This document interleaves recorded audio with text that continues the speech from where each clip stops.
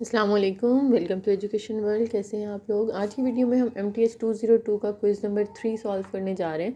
10 marks का quiz है आपका। और स्टार्ट करते हैं। पहला क्वेश्चन है हमारा, the last step of describing algorithms formally is. कि जब आप एल्गोरिदम्स को फॉर्मली एक्सप्लेन कर रहे होते हैं या उसको डिस्क्राइब कर रहे होते हैं तो उसमें जो स्टेप्स होते हैं उसमें सबसे आखिरी स्टेप क्या होता है, आपने एंड स्टेटमेंट लिखनी होती है। ठीक है, so the last step is and statement. यहाँ मैं आपको हैंडआउट से ना इसके सारे स्टेप्स दिखा देती हूँ, तो आप लोगों ने सारे एक दफ़ा पढ़ लेने हैं, फर्स्ट भी। ठीक है, ये देखें फर्स्ट क्या होता है कि आपने पहला स्टेप क्या होता है, द नेम ऑफ एल्गोरिदम जो है वो आपने डिसाइड करना होता है। उसके बाद ब्रीफ डिस्क्रिप्शन होती है कि आपने एल्गोरिदम जो है जो यूज़ किया है वो कैसे काम कैसे करता है। फिर इनपुट वेरिएबल्स के नेम्स होते हैं जिनके साथ आप डाटा टाइप भी लिखते हैं। फिर the statement that make the body of algorithm, यानी आपने फिर एल्गोरिदम की बॉडी लिखनी होती है जिसके अंदर आप जो है वो कमेंट्स भी देते हैं जो कि उसको एक्सप्लेन कर रहे होते हैं लाइंस को। नेक्स्ट जो फिफ्थ स्टेप होता है उसके अंदर क्या होता है कि आप इन आउटपुट वेरिएबल्स के नेम लिखते हैं और उनकी भी डाटा टाइप मेंशन करते हैं। और लास्ट पे आपने एक एंड स्टेटमेंट लिखनी होती है। ठीक है, ये स्टेप्स आपने सारे पढ़ लेने हैं। एल्गोरिदम का मतलब क्या होता है ये भी आप लोग एक दफ़ा ना रीडिंग कर लीजिएगा। उसके बाद नेक्स्ट क्वेश्चन नंबर 2 है, if n is an odd integer then n power 3 plus n is.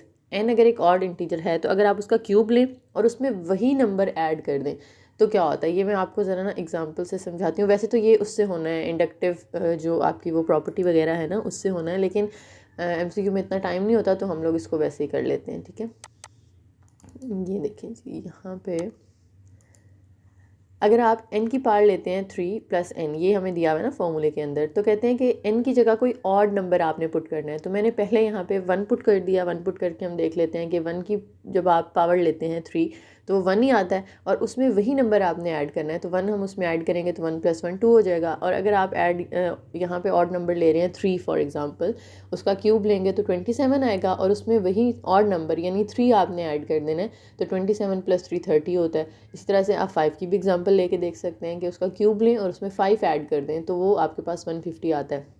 दूसरे लफ्ज़ों में आप ये भी कह सकते हैं कि ऑड नंबर का अगर आप क्यूब लेते हैं तो वो एक ऑड नंबर ही आता है। ठीक है, और जब हम ऑड में ऑड ऐड करेंगे तो वो एक इवन नंबर आता है। ये अलग से भी MCQ पूछा जा सकता है कि दो ऑड नंबर्स को जब हम ऐड करते हैं तो क्या आता है, इवन नंबर आता है। ठीक है, अगर सिर्फ क्यूब तक होता है तो आप ऑड चूज़ करते, लेकिन साथ में आपने वो ऐड भी करना है नंबर, फिर आप इवन चूज़ करेंगे। नेक्स्ट है, proof by dash uses the equivalence P implies Q equals negation Q implies negation P। अच्छा, ये जो है इसमें देखें कि पोजीशन भी चेंज हो गई है P और Q की, यानी Q पहले आ गया P बाद में आ गया। साथ में साइन भी चेंज हो गए हैं, यानी पहले P और Q के साथ नेगेशन नहीं था, अब यहाँ पे मौजूद है। तो ये जो प्रॉपर्टी होती है ना, इसे हम कहते हैं कॉन्ट्रापोजिशन। ठीक है, कॉन्ट्रापोजिशन, जिसके अंदर आप P और Q की पोजीशन भी चेंज कर दें और उनके साथ जो नेगेशन होता है वो भी चेंज कर दें, यानी लगा हुआ है तो हटा दें, नहीं लगा हुआ तो लगा दें। ये मैं आप लोगों को हैंडआउट से दिखा देती हूँ। इसके साथ 2-3 और भी चीज़ें हैं जो आपने याद रखनी है।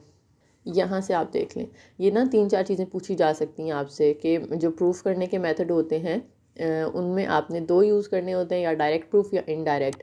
डायरेक्ट के अंदर आप P + Q यूज़ करते हैं। ठीक है, और इनडायरेक्ट के अंदर आप या तो कॉन्ट्रापोजिशन से उसको प्रूफ करते हैं या कॉन्ट्राडिक्शन से प्रूफ करते हैं। ये दोनों MCQ जो मेरे पास क्विज़ है उसमें ये दोनों पूछे गए हैं, डायरेक्ट प्रूफ भी पूछा गया। तो ये तीनों चीज़ें इंपॉर्टेंट है, आपने लाजमी एक दफ़ा देख लेनी है। कॉन्ट्रापोजिशन में क्या होता है कि आप P और Q की पोजीशन और साथ में नेगेशन लगा देते हैं, और कॉन्ट्राडिक्शन में क्या होता है कि आप P implies Q को इक्वलाइज करते हैं किसके, P and negation Q implies C। ठीक है, तो यहाँ से इसके अकॉर्डिंग हमारा कॉन्ट्रापोजिशन बन रहा है। नेक्स्ट है question number 5, the product of an even and odd integers is.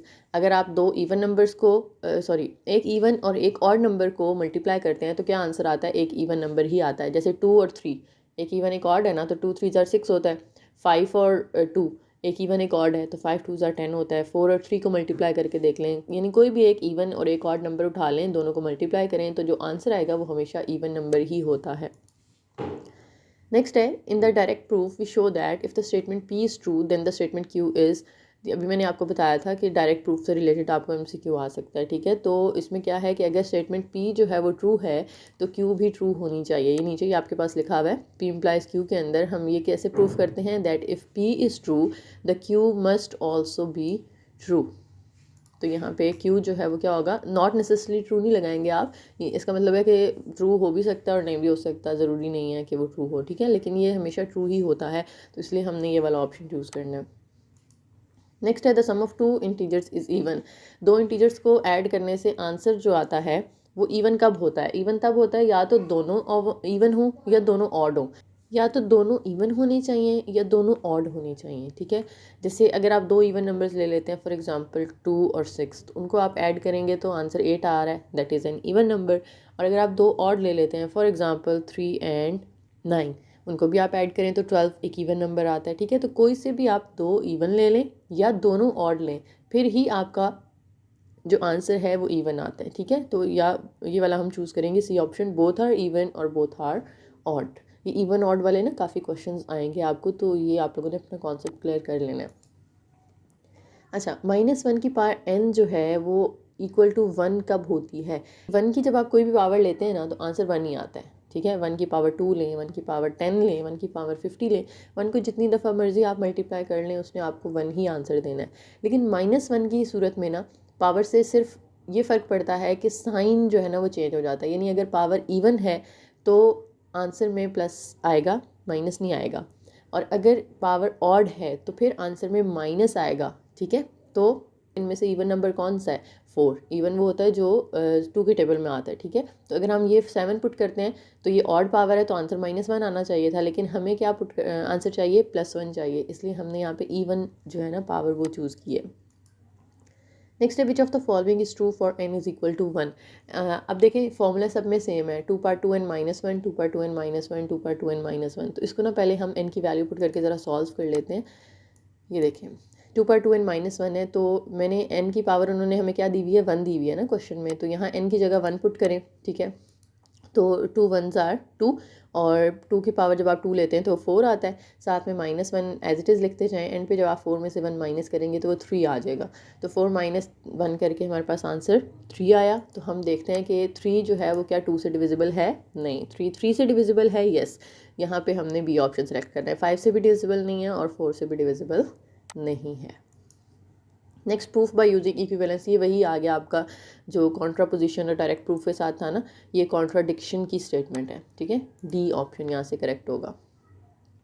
तो ये 10 MCQs थे, ठीक है। थोड़े से थे मेरे पास, एक स्टूडेंट ने भेजे थे तो मैंने इनको सॉल्व कर दिया। आइडिया हो गया होगा आप लोगों को कि किस तरह का आ रहा है क्विज़, तो इससे मिलते जुलते MCQs ही आपके ज़्यादातर आते हैं। तो लेक्चर्स की एक दफ़ा रीडिंग लाजमी कर लेनी है आपने, और ये जो इवन ऑड वाले कॉन्सेप्ट्स हैं इनको क्लियर कर लेना है। उसके अलावा यहाँ पे आपका एक टॉपिक है इंडक्टिव प्रॉपर्टीज़ वाला ना, उसको भी एक दफ़ा रीड कर लीजिएगा, ठीक है। इसमें क्विज़ में तो नहीं आया, लेकिन वैसे स्टूडेंट्स के आ रहे हैं उसमें से, तो आप लोगों ने उसको भी अच्छे से रीड कर लेना, उसके बाद अपना क्विज़ अटेम्प्ट करना है, ठीक है जी। वीडियो पसंद आई है तो लाइक करें, शेयर करें, चैनल को सब्सक्राइब करें। Thank you.